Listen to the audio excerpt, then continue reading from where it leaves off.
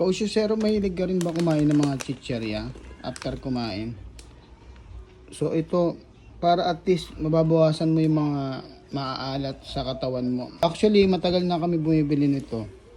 Pero may nasi-discover ako dito sa TikTok, mas mura pala siya. Tapos less hassle pa kasi di-deliver pa sa bahay nyo. Door to door. Ayun o. Click nyo lang dyan sa yellow basket o. Tingnan nyo to sa ibang mga mall tsaka supermarket. Napakamahal nito. Ayan o. Yan mismo.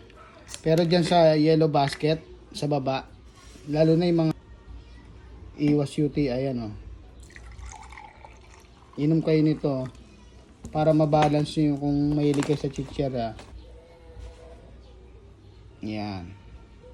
Pang cleansing siya sa mga alat. At saka marami pa tong health benefits. Ayan o.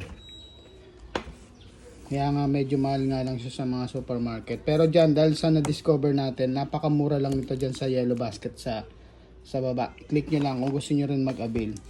Mas makakamura kayo. Ayan o. Mga health benefits niya, basahin nyo na lang. Ayan. Ayan. So yun lang ha.